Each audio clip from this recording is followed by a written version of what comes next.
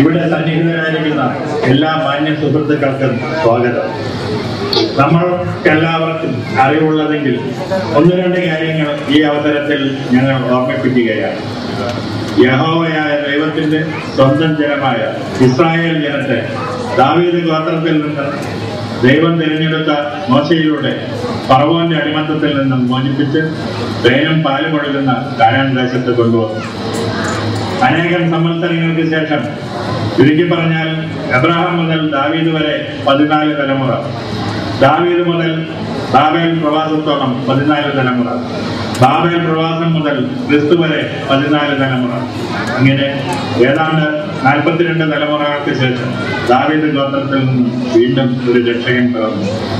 ഇന്നേക്ക് ഏതാണ്ട് 2040 വർഷങ്ങൾക്ക് മുമ്പ് നസറത്ത് എന്ന ഗലീലിയ പട്ടണത്തിൽ ദാവീദ് ഗോത്രത്തിൽപ്പെട്ട യൗസേപ്പ് എന്ന പുരുഷന് വിവാഹം നിശ്ചയിച്ചിരുന്ന മറിയം എന്ന കന്യകയിലൂടെ ദൈവം തന്റെ വരപ്രസാദത്താൽ പുത്രനായ യേശുവിന് ജന്മം നൽകി. ആ ഉണ്ണിയേശുവിന്റെ തിരുപ്പിറവിയുടെ ഓർമ്മ പുതുക്കുവാൻ നിങ്ങളുടെ മുന്നിൽ ഇതാ ഞങ്ങൾ കാഴ്ചവെക്കുന്നു തിരുപ്പിറവി. ഇതിലെ തെറ്റുകുറ്റങ്ങൾ ക്ഷമിച്ച് ഞങ്ങളോട് സഹകരിക്കുവാൻ താല്പര്യപ്പെടുന്നു. ക്രിസ്തുമസിന്റെയും നവവത്സരത്തിന്റെയും എല്ലാ മംഗളങ്ങളും നേർന്നുകൊണ്ട് ഞങ്ങൾ ആരംഭിക്കട്ടെ.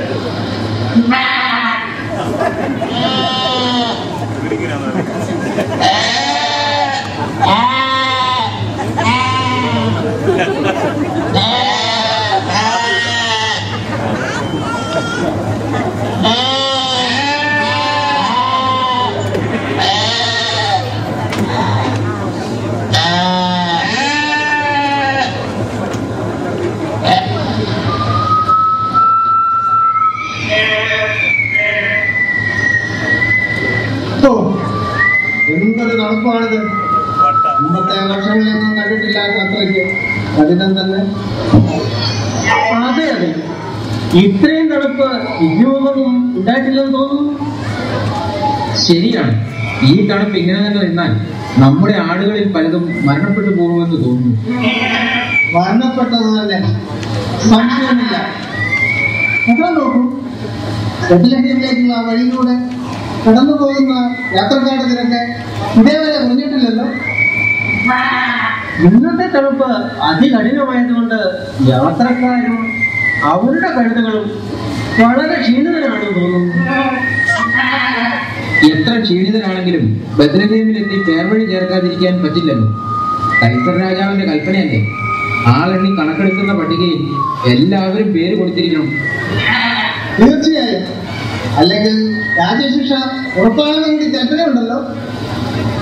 നസ്രാസിലെ ജനങ്ങൾക്ക് ബെത്ലഹേമിലേക്കുള്ള പ്രധാന വഴിയല്ലേ അത്? അതുകൊണ്ടാകും ഇത്ര തിരക്ക്. തന്നെയുമല്ല, നസ്രത്തിൽ നിന്ന് ബെത്ലഹേമിൽ എത്താൻ 2 ദിവസത്തെ യാത്രയും ഉള്ളതല്ലേ. 2 ദിവസം മുമ്പ് പുറപ്പെട്ടവരായിരിക്കും ഇവർ. അതും ശരി തന്നെ. നീണ്ട യാത്രയും ഇന്നത്തെ കഠിനമായ തണുപ്പും കൊണ്ടായിരിക്കും അവർ ഇത്രയും ക്ഷീണിതരായി കാണുന്നത്.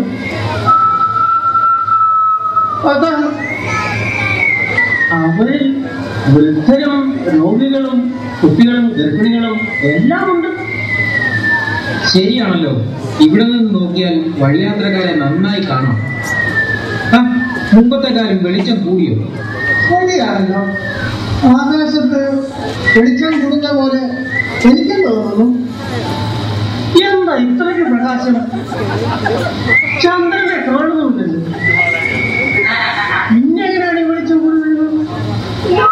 സ്നേഹിതരെ, അതാ അങ്ങോട്ട് നോക്കൂ. അവിടെ ഒരു പ്രകാശം ഭൂമിയിലേക്ക് വരുന്നതായി നിങ്ങൾക്ക് തോന്നുന്നില്ലേ? അതാ ആ പ്രകാശം നമ്മുടെ അടുത്തേക്കാണ് വരുന്നത്. സ്നേഹിതന്മാരെ, യേശുവേ, എപ്പോഴേ എന്താണെന്ന്? അത്യുന്നതങ്ങളിൽ ദൈവത്തിന് സ്തുതി, ഭൂമിയിൽ ഏവർക്കും സമാധാനം. ആരോ സംസാരിക്കുന്നവരെ തോന്നില്ലേ? നിങ്ങൾ ആ ശബ്ദം കേട്ടു? ആരോ സംസാരിക്കുന്ന ശബ്ദം ഞാനും കേട്ടു. ഭയപ്പെടേണ്ട, നിങ്ങൾക്ക് സമാധാനം. അതാ അവിടെ നിന്നാണ് ആ ശബ്ദം. നിങ്ങൾക്കും ലോകത്തിലെ സർവ്വജനത്തിനും ആയുള്ള ഒരു സന്തോഷ വാർത്ത അറിയിക്കുവാൻ സ്വർഗത്തിൽ നിന്നും ഞാൻ അയക്കപ്പെട്ടിരിക്കുന്നു. ഇതാ ഞങ്ങൾ അറിയിച്ചതാണല്ലോ. സഹോദരരെ, കേൾപ്പിൻ. നിങ്ങളുടെയും ലോകത്തിലെ എല്ലാ മനുഷ്യരുടെയും വീണ്ടെടുപ്പിനായി എല്ലാറ്റിന്റെയും രക്ഷകനായിട്ട് ഭൂമിയിൽ ഒരു ദേവപുത്രൻ ജനിച്ചിരിക്കുന്നു. ദൈവപുത്രൻ ജനിച്ചിരിക്കുന്നു. പ്രഭു, അപ്പോ ദീർഘദർശികൾ മുൻകൂട്ടി വെളിപ്പെടുത്തിയതുപോലെ തന്നെ സംഭവിച്ചിരിക്കുന്നു. സഹോദരരെ, നിങ്ങൾ വിശ്വസിപ്പിൻ. ദൈവം ദീർഘദർശികളാൽ വെളിപ്പെടുത്തിയതുപോലെ നിവൃത്തിയായിരിക്കുന്നു.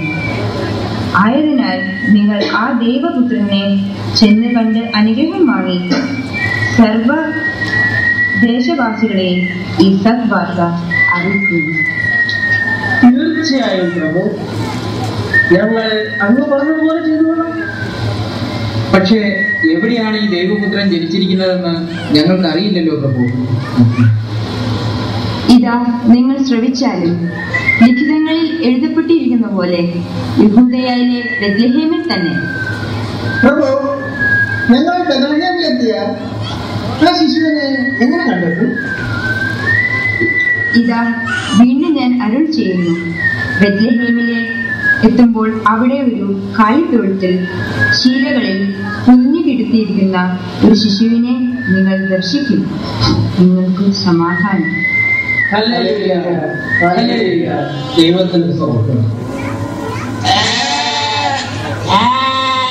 സ്നേഹിതരെ, എങ്കിൽ നമുക്ക് ഉടനെ പുറപ്പെടാം. ആ ദിവസത്തിന്റെ ചിന്ത കണ്ട് അനുഗ്രഹങ്ങളാണ് തിരിച്ചു വരാം. സ്നേഹിത, യേശാവേ, നമുക്ക് അങ്ങനെ തന്നെ ചെയ്യാം. തിരിച്ചു വരുന്ന വഴിക്ക് തന്നെ നമ്മുടെ ദേശക്കാരോട് ആ ദിവ്യ ശിശുവിനെ കുറിച്ചും ദൈവദൂതൻ നമ്മളോട് വെളിപ്പെടുത്തിയതിനെ കുറിച്ചും വിശദമായി അറിയിക്കാം. അങ്ങനെയെങ്കിൽ നമുക്ക് വീടുകളിൽ പോയി ഈ വസ്ത്രങ്ങൾ ഓരോ വസ്ത്രങ്ങൾ വായിച്ച് യാത്ര പുറപ്പെടാം.